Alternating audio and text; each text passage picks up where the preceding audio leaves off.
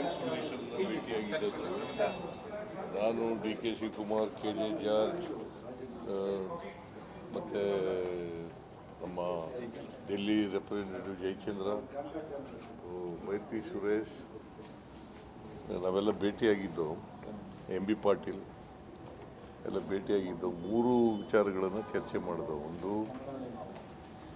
Air show, ದಸರಾದಲ್ಲಿ ಪ್ರತಿ ವರ್ಷ ಏರ್ ಶೋನ ಅರೇಂಜ್ ಮಾಡ್ತೀವಿ. ಅದಕ್ಕೆ ಏರ್ ಶೋನ ಈ ವರ್ಷವೂ ಕೂಡ ಅರೇಂಜ್ ಮಾಡಬೇಕು ಅಂತ ಒಂದು ರಿಕ್ವೆಸ್ಟ್ ಲೆಟರ್ ಕೊಟ್ಟಿದ್ದೀನಿ. ಎರಡನೇದು ಡಿಫೆನ್ಸ್ ಕಾರಿಡಾರ್ ಮಾಡಿ ಕರ್ನಾಟಕದಲ್ಲಿ ಅಂತ ಹೇಳಿದ್ದೀನಿ. ಈಗ ಯು ಪಿನಲ್ಲಿ ಮಾಡಿದ್ದಾರೆ, ತಮಿಳ್ನಾಡಿನಲ್ಲಿ ಮಾಡಿದ್ದಾರೆ, ಅದಕ್ಕೆ ಅದೇ ರೀತಿ ಕರ್ನಾಟಕದಲ್ಲೂ ಮಾಡಿ ಅಂತ ಹೇಳಿದ್ದೀನಿ. ಆಮೇಲೆ ಡಿಫೆನ್ಸ್ ಲ್ಯಾಂಡ್ ಬೇಕು ನಮಗೆ. ಆ ಡಿಫೆನ್ಸ್ ಲ್ಯಾಂಡು 3 ಪ್ರಾಜೆಕ್ಟ್ಗಳಿಗೆ ಬೇಕಾಗಿದೆ.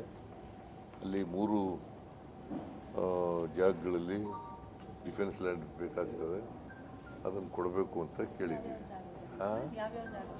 ಒಂದು ಕಾರಿಡಾರ್ ಮಾಡ್ತೀವಲ್ಲ ಅದು, ಎರಡನೇದು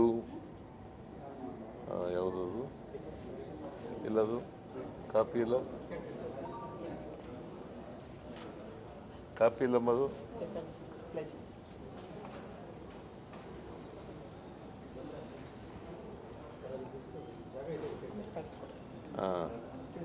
ಹೇಳ್ತೀನಿ, ಜಾಗ ಹೇಳ್ತೀನಿ ನಾನು. ಅದು ಮತ್ತು ಕೋಲಾರ, ಚಿಕ್ಕಬಳ್ಳಾಪುರ, ಬೆಂಗಳೂರು ರೂರಲ್, ಹುಬ್ಳಿ ಧಾರವಾಡ ಆ್ಯಂಡ್ ಬೆಳಗಾವಿ. ಅದಲ್ಲ ಜಾಗ, land, defence land 3 projects. Bengaluru urban vehicular tunnel project sir. Bengaluru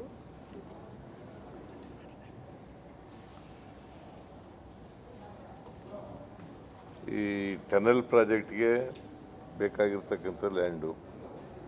ಎರಡನೇದು link road from airport road, Ballari road ಇದೆಯಲ್ಲ ಅಲ್ಲಿ. ಆಮೇಲೆ